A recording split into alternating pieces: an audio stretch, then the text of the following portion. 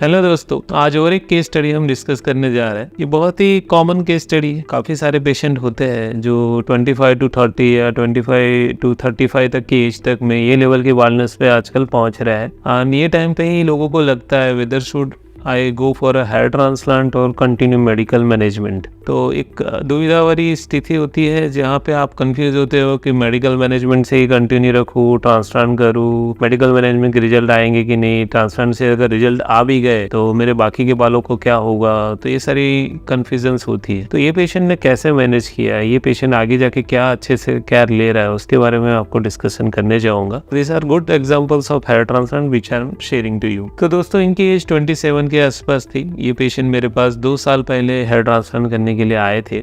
इनका अगर आप स्काल्प का एरिया देखो तो फ्रंट एरिया में आपको समझ में आ रहा है ऑलरेडी उनके जो हेयर लाइन के टेम्पल्स है ऊपर चले गए हैं। ये ग्रेड 2-3 बाल्डनेस में ऐसा लेवल पे पहुंच जाता है कि जब आपका फोरहेड ऑलमोस्ट डबल साइज का हो जाता है फ्रॉम द कॉर्नर्स। मिडल में से थोड़ा ही ऊपर बड़ा होता है पर साइड में से डबल साइज का हो गया है, means you are at grade 3 baldness. Second चीज अगर आप नोटिस करोगे तो उनका रिमेनिंग अदर एरिया है जो आगे जाके बाल्ड होने, वहाँ पे भी थिनिंग स्टार्ट हो गई है। वहाँ पे नंबर ऑफ हेयर्स कम नहीं हुए पर हर एक हेयर की थिकनेस कम हो गई, उनकी लेंथ ज्यादा नहीं बढ़ रही। तो एक सेकंड चैलेंज था, यहाँ हम हेयर ट्रांसप्लांट नहीं कर सकते, यहाँ पे हम हेयर ट्रांसप्लांट कर सकते हैं। आगे जाके यहाँ ट्रांसप्लांट कर लिया तो ये एरिया का क्या होगा।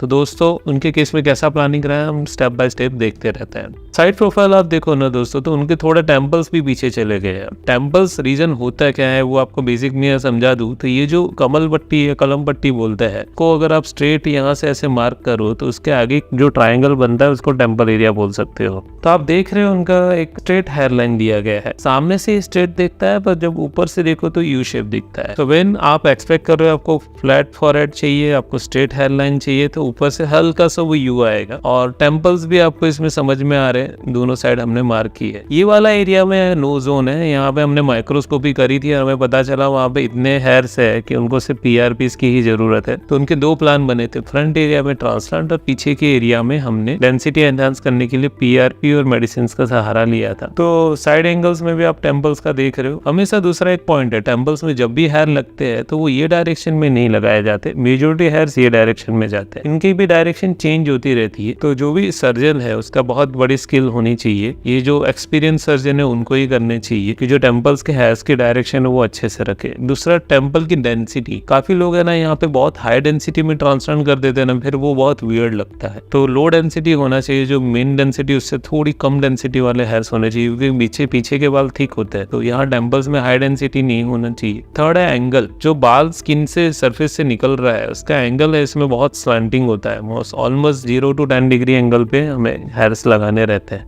ये 3 चीजें, एंगल, डायरेक्शन और डेंसिटी, टेम्पल्स में सबसे ज्यादा क्रूशियल है। उसके बिना टेम्पल्स बहुत बुरे लग सकते हैं। तो वो एक्चुअली आपके रिजल्ट को अच्छा नहीं बुरा भी बना सकते हैं temples. It's double aged sword. उनका छोटा फॉरहेड चाहिए था तो हमने उसके हिसाब से प्लान किया। अब ये फॉरहेड का साइज भी देखो ना, तो 1/3 ये है, 1/3 ये है और 1/3 ये है। तो हमने बेसिक गोल्डन रूल एक फॉलो किया कि आपका जो फॉरहेड का साइज है वो ऑलमोस्ट यहाँ से आईब्रो के मिडल पॉइंट से चिन पॉइंट के हाफ होना चाहिए। तो सबसे इजीएस्ट प्लानिंग है। एज पर रिक्वायरमेंट उन्होंने फ्लैट स्ट्रेट फॉरहेड लाइन का प्लान किया था। उनका हेयर लाइन उनको स्ट्रेट चाहिए था, हमने वैसा वाला प्लान बना के दिया। आप देख रहे हो यहाँ पे हमने हाई डेंसिटी इम्प्लांटेशन किया है। फिर जहाँ जहाँ गैप्स है वहाँ पे हमने फिलिंग करी है। इनके मिडल जोन में भी हेयर्स थे पर इन फ्यूचर वहाँ गैप्स आ गए और जो ऑलरेडी एग्जिस्टिंग और कम हो गए तो बहुत बड़ा गैप आ जाएगा। तो we have done some filling ताकि उनके रिजल्ट थोड़े ज्यादा लंबे मेंटेन रहे। नाउ टेम्पल्स हमने यहाँ जोड़े नहीं है। आप देखो तो एक यहाँ पे एक आइसोलेटेड आइलैंड में हमने ट्रांसप्लांट किया और एक दूसरे एरिया में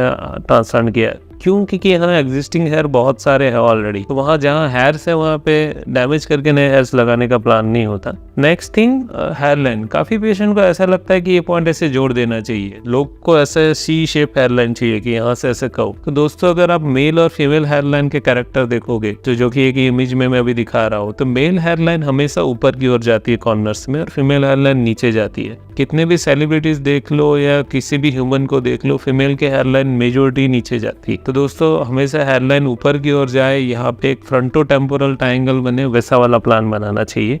वो जाके नेचुरल दिखता है। 1-2 महीने में शेडिंग फेज में आया। तो शेडिंग फेज भी एक क्रूशियल टाइम है। अगर ये टाइम पे अगर आप बाकी का एरिया देखो ना तो रियल में समझ में आता है कि उनकी थिनिंग क्या लेवल तक एक्सटेंड हो गई है। सो इसको फॉक्स टेस्ट भी बोलते हैं। इसमें आपको रियल बाल्डनेस पता चल रही है। जैसे ही आपका 7-10 दिन हुआ, आपने पूरा ट्रिम किया और आप पूरे स्कैल्प का ऊपर टॉप व्यू का एक फोटो लोगे तो आपको समझ में आएगा कि कौन कौन से एरिया में कितनी थिनिंग हो गई है। तो आपको मिनॉक्सिडिल कहाँ ज्यादा फोकस करना है, आपको PRPs कहाँ ज्यादा फोकस करना है, वो सारा 1 महीने पे आप डिसीजन ले सकते हो। ओके, उनका donor area by the time अच्छा हिल हो गया। Now comes to 7 months. ये टाइम पे उनको ऑलरेडी 4 PRPs हो चुके थे। 5 to 10% मिनॉक्सिडिल उनको दिया गया था और आप देख रहे हो कि साइड में अभी भी वीक थोड़ी ग्रोथ है, पर बाकी सारे एरिया PRPs उनकी बदौलत अच्छा फुल्ली डेवलप हो चुका है। So this is the time patient get around 70 to 90% results. उनके बाल अभी भी छोटे हैं तो अभी भी वो दूसरे एरिया तक पहुंचे नहीं है, तो वॉल्यूम इतना जनरेट नहीं करते। काफी हेयर्स अभी भी थिन और बेबी हेयर स्टेज में है।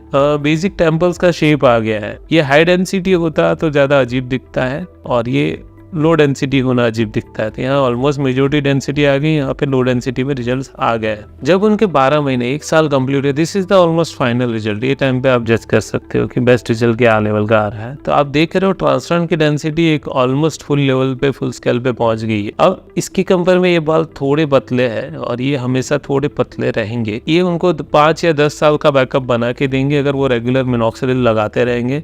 एज एंड व्हेन रिक्वायर्ड, जब उनको हेयर लॉस ज़्यादा हो रहा है या थिनिंग एक्स्ट्रा लग रही है तो वो PRP सेशन से उसको बूस्ट कर सकते हैं। तो उनका मेंटेनेंस में यही प्लान रहा। ट्रांसप्लांट हमने करने के बाद जो बचे हुए एरियाज उनमें कभी कभी PRP जब हेयरफॉल बढ़ जाता है या थिनिंग ज़्यादा बढ़ जाती है तब, अदरवाइज मिनॉक्सिडिल से वो मेंटेन कर रहे हैं। अच्छी डाइट होना जरूरी है। टेम्पल्स उनके सेट हो गए, डोनर एरिया अभी भी अच्छा बचा हुआ है, तो इन फ्यूचर यहाँ से और ग्राफ कलेक्ट कर सकते हैं अगर दूसरा एरिया एम्प्टी हो रहा है। उनका जो फॉरहेड का साइड है उनके फेस को मैच करता नजर आ रहा है। And is very confident right now and 2-3 साल हो गए अच्छे से वो मेंटेन कर पा रहे हैं रिजल्ट। ठीक guys, so this is a transition you can also get. देखिए, ट्रांसप्लांट का मतलब ये नहीं कि आपको यंग दिखना है और आपके हेयरलाइन बहुत छोटी हो जाए। ट्रांसप्लांट का मतलब ये होता है कि आप बहुत नेचुरली डेंस एक आपका लुक मिल जाए, एक डिसेंट लुक मिल जाए। वो आप टारगेट करोगे तो ऑलवेज रिजल्ट अच्छे मिलेंगे आपको। So guys, we will come with such other case studies as well. अगर आपको भी आपकी केस स्टडी के हिसाब से आपको डिस्कशन यहाँ पे चाहिए तो आप अपना फोटोज और वो हमें कोई एक नंबर पे हमारे भेजिए जो यहाँ पे वीडियोस में नीचे शेयर किया गया है, या हमें इंक्वायरी भेजिए। तो